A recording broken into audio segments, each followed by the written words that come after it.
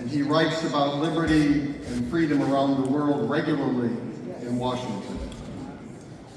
I have visited Nigeria and have been incredibly impressed at the people that I have met.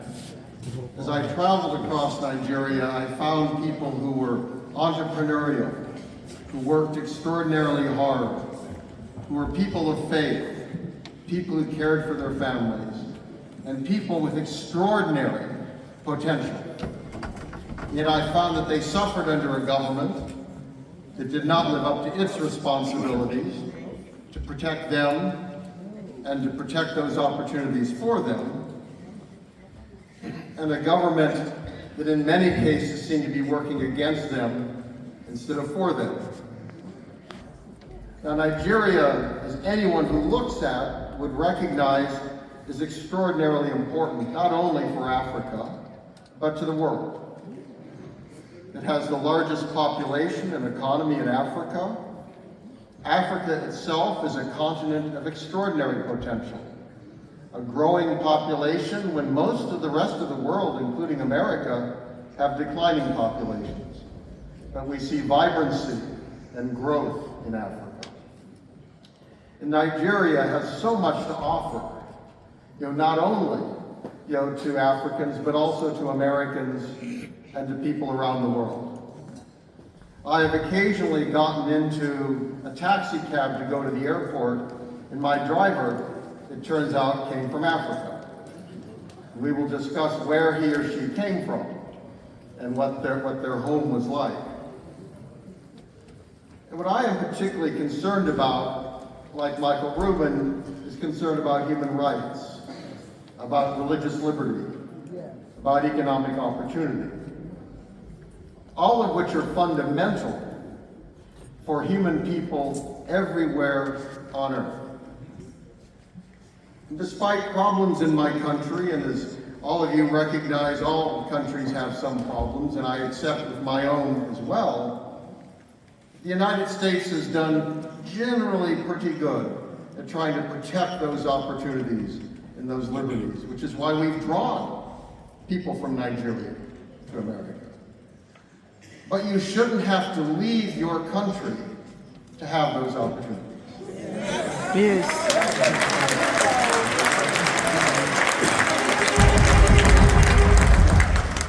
To me, that is the great tragedy that we see in Nigeria today, and for Biafra'S, is the belief that to be fully protected and have full opportunity, that they must leave and go somewhere else. Now, you are enriching countries around the world, and that, I think, is wonderful, bringing knowledge of Nigeria, of Biafra, of Africa, to Finland, to Europe, and to America. But again, you shouldn't feel you have to leave your homes to do so. And that is something which other people, other countries around the world should support you as you demand that those opportunities.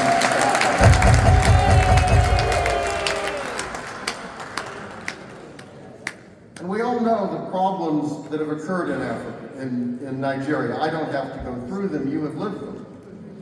In terms of internal conflict and violence, of misrule and dictatorship, of corruption, of political misbehavior, even of the current government.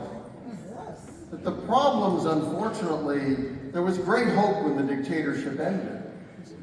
But if one looks at Africa and looks at Nigeria today, one sees it getting worse, not better. Yeah. And that is wrong.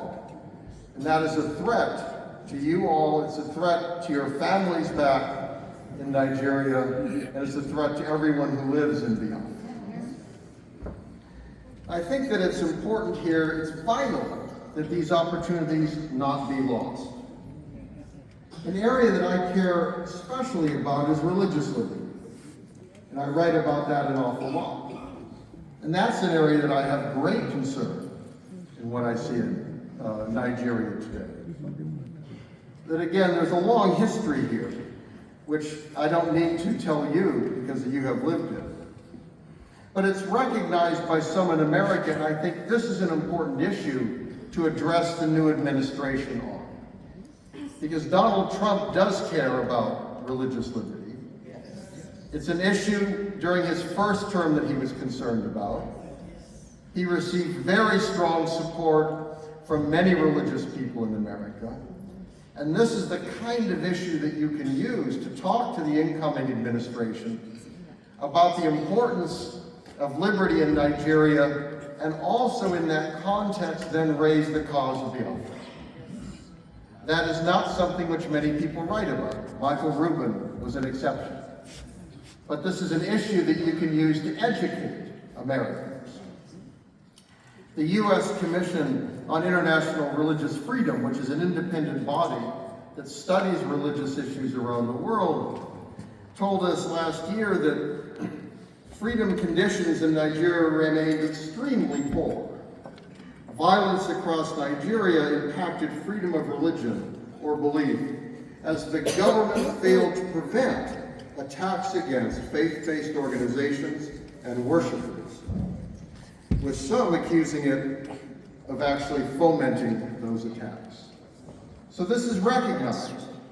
This is recognized in Washington. And of course, these kinds of attacks harm all Nigerians, everywhere in the country. But the attacks have been particularly focused on Christians. And that is something, again, that can be brought to the attention of the U.S. government. That this is a way to raise your cause. The challenge, I have to tell you, is today in Washington, every interest group and everyone is lined up hoping to get the attention of the new president who comes into office. So this will not be easy. So it's very important to find causes that this president and those around him care about. And I think that is going to be the biggest challenge for you all. It was obvious the Biden administration was not particularly concerned about these issues. Unfortunately, I wish it had been. I personally and my institute try to stay nonpartisan. We want to speak to anyone who we can in Washington about policy and engage anyone who's willing to talk to us. But looking at the record of the Biden administration, it was far too willing to deal with the established government and seemed unconcerned about fundamental liberties like religious liberty, and was prepared to dismiss attacks on Christians throughout the country as being part of rural disputes and climate change and other things. When in fact we can understand the deep roots of religion that those attacks reflected, and the fact that there were virulent terrorist groups active in Nigeria, where at times the government and government security forces have seemed as willing to attack the citizens of Nigeria as to protect them from those terrorist threats. So this, I think, is an important issue to bring forward. It's also important to address the Trump administration when it's trying to think about future friends in Africa. That Biafra would be a friend of America. Yay! Yay! Yay! Yay!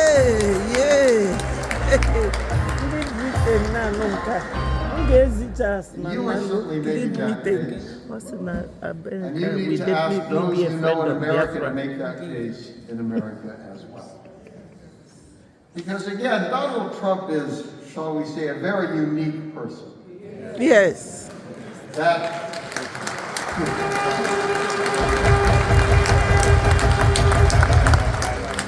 not always perhaps to America's benefit, but I think in this case, it's actually very useful. Because Donald Trump is willing to break with the status quo. Yeah. That's right. Hey.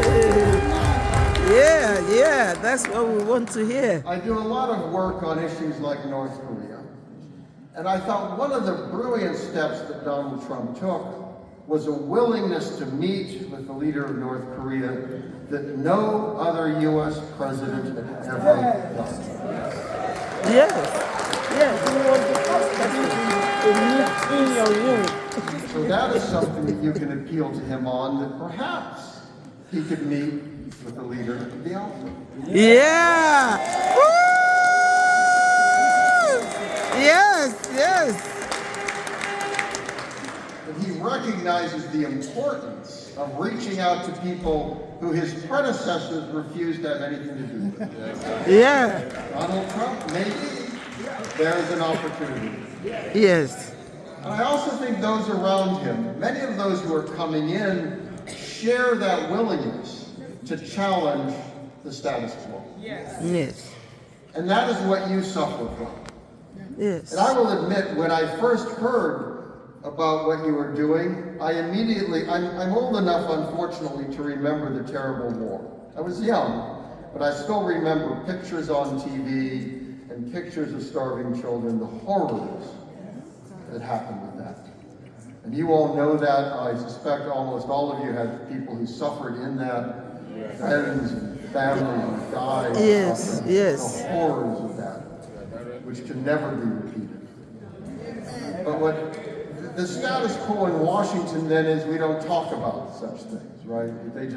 We put them away in a closet somewhere, and we say that issue's finished, nothing to be done, please don't bother us, we have other things to do.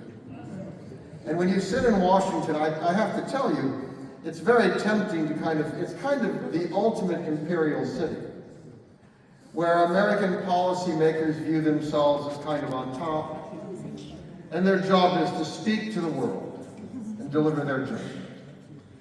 Now, I am not going to tell you what to do. I'm not going to tell Nigerians or Africans what to do. I do not live your experience. I do not go through your experience. I have not suffered what you have suffered. I have not had the frustrations that you have had. So the last thing I would ever do is to try to tell you, as if I know better than you, what you should do. Yes. Yes. But I want to encourage you to speak out. Yes. You can carry the message forward. Yes. We have to tell our story And ourselves. that message needs to go to Washington, D.C. And that message needs to go to the White House when there's a new president. Yes. It needs to go to the Congress. Now the U.S. Senate will be controlled by Republicans as well. Amen. It needs to go to think tanks, which matter. People who spend a lot of time, they publish lots of stuff. You know, they spend a lot of time thinking in theory, in meeting, but they need to hear your message, because today it's not a message that anyone really wants to talk about. But I think if you can get attention of the president, get attention of other leaders, this is an opportunity. And I want to encourage all of you, you have a cause that is just.